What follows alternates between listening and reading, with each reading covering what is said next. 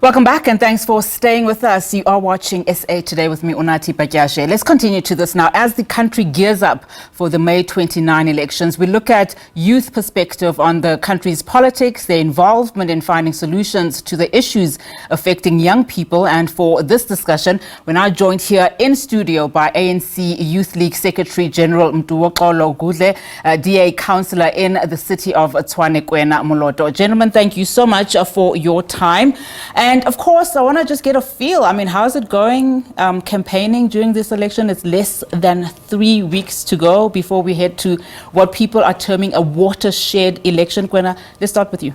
No, look, it's been a great experience. We've been campaigning already from last year, and really we know that this is such a crucial election. We need to ensure that we remove the ANC from national government, from provincial governments across the country, and the energy on the ground. You can feel that people are ready for change. You know, there are so many South Africans that have really lost hope. You know, we're speaking about young people. We sit in a country with the highest youth unemployment rate in the world. Of the 10 young people out there looking for jobs, only 7 of them are. Only 3 of them are able to find. Yeah, work. and we will go into those challenges. I mean, Mntuwoxolo, you know, it's such a crucial time, particularly for the ANC. I mean, I would imagine going into this campaign, you also have to bear certain challenges that the party has been facing over the years. How's it going in terms of the campaign trail, particularly as it relates to the youth so far?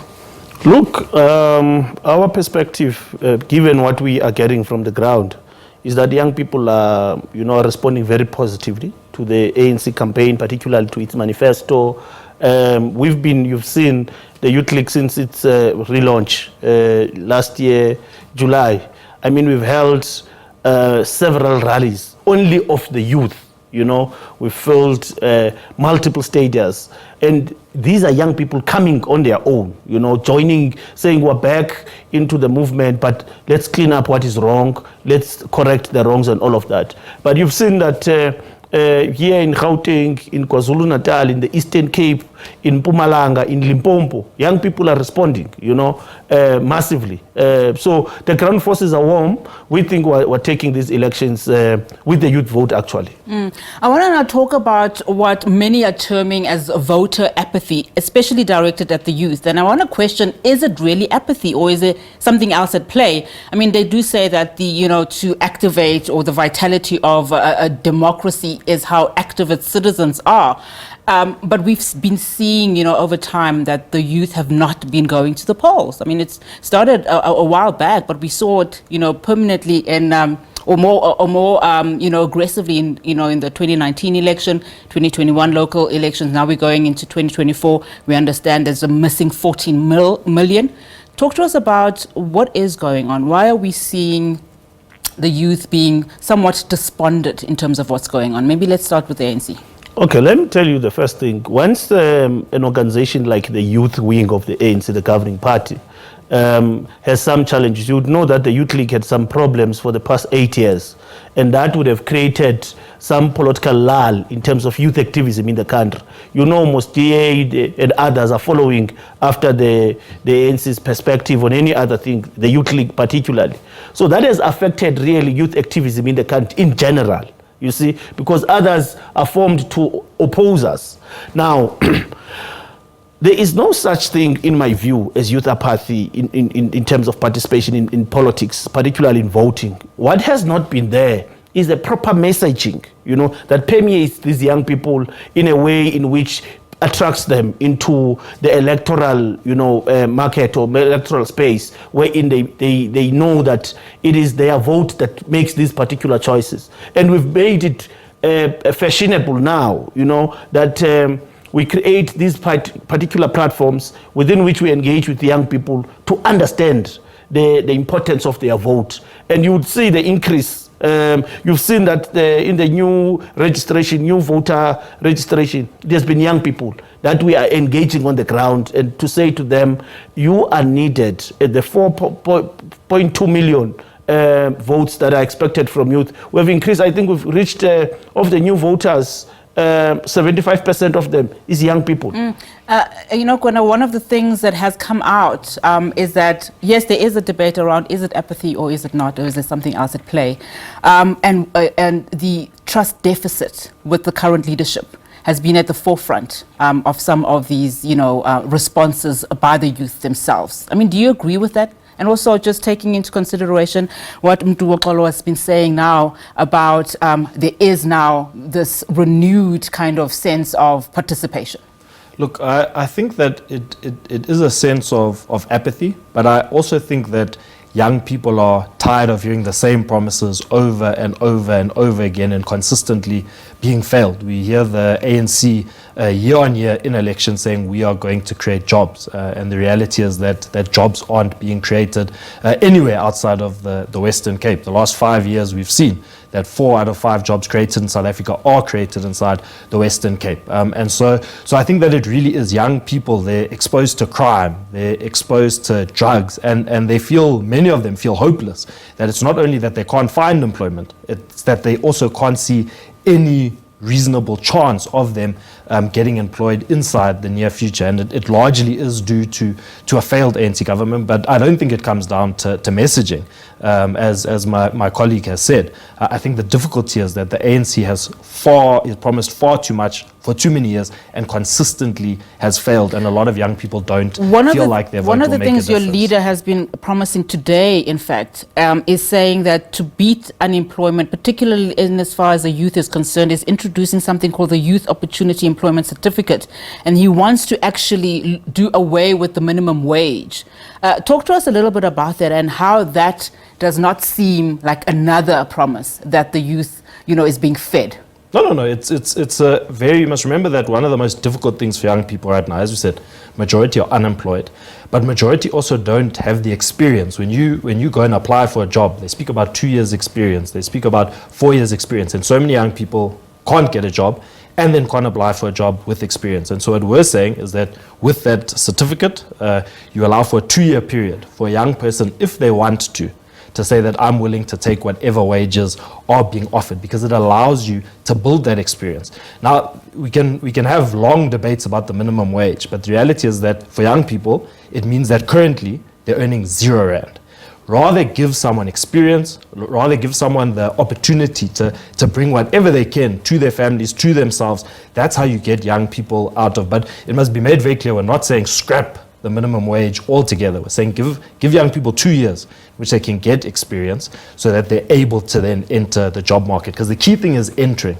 Once you're in, once you've got that experience, you're able to climb the ladder. But to make it an ideological battle about the minimum wage, we do have to get our young people into work in order to restore dignity to young people in South Africa. Mntuwoxolo, I saw you shaking your head vehemently there in terms of this initiative or this proposal by the DA. I mean, when we look at the reality on the ground in terms of youth unemployment, we are looking at close to 45%. And in the 30 years, that criticism of how we are here has been laid at your feet as the ANC. Talk to us about what happened. Where did we go wrong in the 30 years as we look back? Let me start here, Nati. Look, I think Kwena is just inexperienced about this particular question. I can hear him is trying to rebel around. He doesn't hear what he's saying. Look, if you know the history of this country, the reason why there's been this concerted effort to fight for a minimum wage is to fight for a decent wage. Right?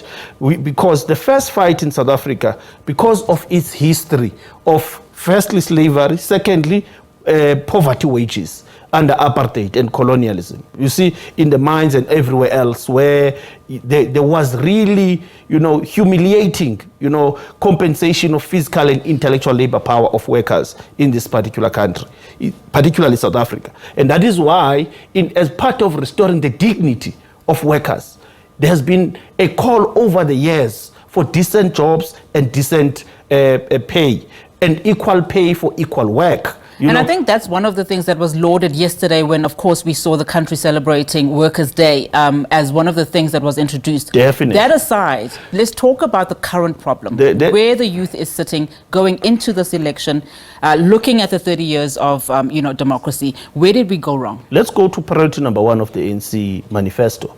the ANC manifesto says putting South Africa back to work. What does that mean? If I may unpack that, we are talking about youth guarantee, job guarantee programs. You see, instead of some certificates that you must have as a result of this or that, what does this youth guarantee programs mean, job guarantee programs mean?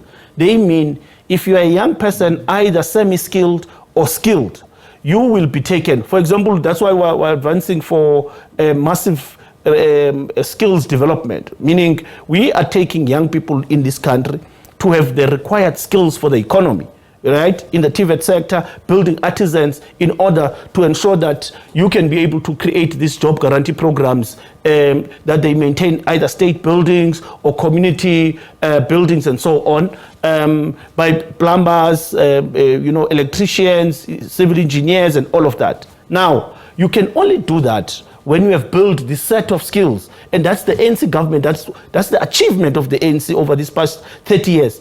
People between the ages of 15 and 25 years are fully literate in South Africa. That's a big achievement, something that was not there in the past. Now, we have built the TVET sector in order to grow the skills for the economy. You see, now, we are talking now, and we're saying, not this Steinhausen's proposition that you can tackle the job problems by some certificate that you will create for young people. We're saying let's industrialize the South African economy.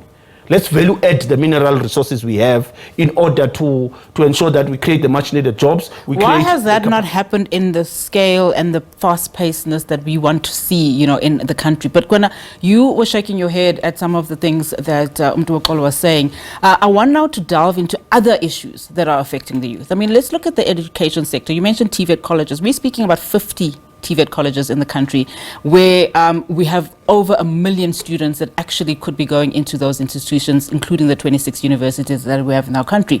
But the NSFAS disaster or crisis at this stage, let's talk about that. Where are the solutions as it lies to students? As we speak, some students are facing eviction from some of their homes. As we speak, some students have not registered, although they have gotten the green light in terms of having to go into, university. We've got parents who are essentially consistently knocking on government's door.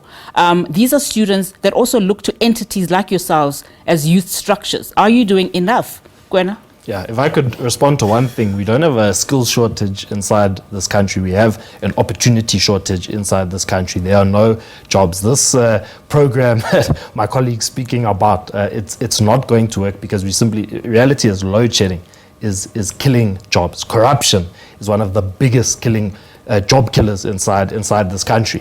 And so just simply training the youth, Panyaza going out and saying we're going to train 500,000 people, where they're going to work afterwards. We don't have an economy that can bring skilled people. And he should know, his president, when the president was out campaigning, engaged with a young person with a degree that said, Cyril, I'm struggling to find a job. Cyril said, work harder. So it's not an issue of there not being skills. It's an issue of a government that has completely destroyed our economy, that doesn't allow for the youth to enter in any meaningful way. Now, as you were speaking about higher education, I was the SRC president at the University of Pretoria 2017, 2018. The difficulty is that the ANC loves to come out during election times with these bold promises, I was the SRC president when it was Jacob Zuma that came out to say free higher education. And I was there to see the shortfall of that. When you had grandmothers coming with their kids from Limpopo to say, my child is here to study. And there was no money, there was no budget available. We see that. Yeah, how is the DA looking at solving that? At least providing the solutions, because we've been hearing your president also going out to say that the NSF and the NSFAS board must be cleared. What are the tangible solutions here? So our stance has been that you need a funded model where that's self-funding, that it can't just be from the tax base, that you need to bring young people in. For those that can afford to pay for higher education, they should pay. We've never agreed with this concept of free higher education because someone always has to fit the bill. So if your family can afford to pay, you must pay. And then we need to have a model that takes into account the various sort of economic classes that people are in, and then you get funded based on that. But that if you pass, 100% it can get turned into a I forget what you call it, where it's fully funded, bursary, but that we then also need to have a system where we allow for those that then graduate to, in a minute way, contribute back via taxes to this funding model, because there's nothing for free inside this country, and that's the reality. Nanti, you think you can tell Kwena doesn't know what he's talking about. NSFAS, let me talk just NSFAS. This is an ANC program, first of all, introduced under this democratic dispensation in the form of TEFSA, then later NSFAS. Why was it introduced? And it has a means test, by the way. Not everyone is funded by NSFAS. There's a means test. If your family, the total income of your family is above 350,000, you are not allowed to get, you are called a missing needle. Once it goes to 600,000, then you are, above 600,000, you are not funded at all. It means you have capacity as a family to pay for the fees of that particular child's higher education, right? And that's the first important step, because it's trying to provide or bridge a gap that the poor that were not funded under apartheid and in this kind of proposition that the DA is making here will never be funded. Now, the question about skills development and the mismatch of the skills that we have with the opportunities in the economy is the question that we're trying to resolve through your NSF, the National Skills Fund, where we are saying let's re-skill and upskill the ones that are having certain qualifications that do not necessarily fit in the job market at the moment. And that's the engagement that the ANC is finding in after it has educated these young people who are now having qualifications, the young people that he's talking about. But the dissatisfaction at this stage is that we're talking too much and we're not really providing the necessary, skills that you speak of, or bridging those gaps that we speak of. We have this glorified policies on paper that are not necessarily working on the ground for people, which is where we are sitting now. But gentlemen, we are running out of time. In fact, we've got probably less than 2 minutes. I'm going to give you, each of you, just to wrap up the conversation, as you're running up to the elections, what is paramount for the youth of today, that will see them growing into the leaders that we need, and then we'll see them essentially going to vote, which is what we're not seeing currently? Yeah, I think young South Africans need hope, and that's why our message inside this election is let's rescue South Africa, and that's our focus. We need to create jobs for young people. We need to ensure that young people are safe inside their communities, that all South Africans have access to quality healthcare. And most importantly, we need to end corruption in this country, because it is killing South Africans. When we have people going to hospitals and are dying because of mismanagement, a lot of it comes down to corruption. When we have young people that are falling victim to gangsterism, it's because our police force is underfunded, and often it comes down to corruption. There was a stat between 2014 and 2019, they said that 1.5 trillion rand was lost inside this economy to corruption. It's not that we are a poor country, we have poor leaders, and we need to ensure that young people gather behind the DA in the run-up to this election on the 29th of May. Mntuwoxolo? Okay, look, that you can tell Kwena is blowing a lot of hot air. I was telling her he must. You've got 30 seconds to talk about what the ANC youth are crying about. We are saying to young people, we are saying to young people of South Africa, look, the ANC is not talking a lot.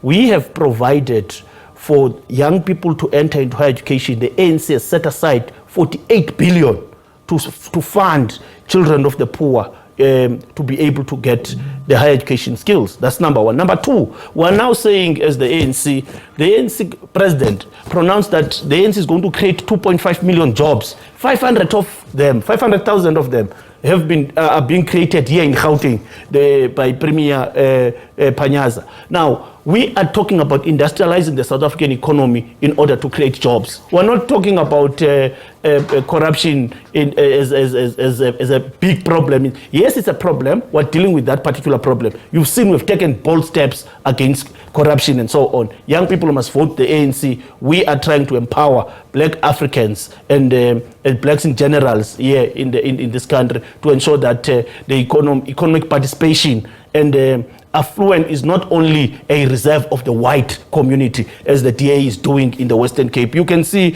in Menenberg, you can see in Kensington, you can see in Grassy Park, Philippi, Danun, where the DA is in charge. Black people are in the periphery of the economy. All right, gentlemen, thank you so much for your time. Of course, we could have talked about so many more topics, but, the elections is in just slightly over 3 weeks' time. We'll continue to have engagements around these matters. But I'd like to thank then my guests. Of course, these conversations are happening and talking about, the run-up to the May 29 elections. I'd like to thank my ANC Youth League Secretary General Mntuwoxolo Ngudle, DA Councilor in the city of Tshwane, Kwena Moloto, for joining me this afternoon. Of course, as I said, we will continue to just unpack various matters and things that really play at the heart of South Africans running up to these elections.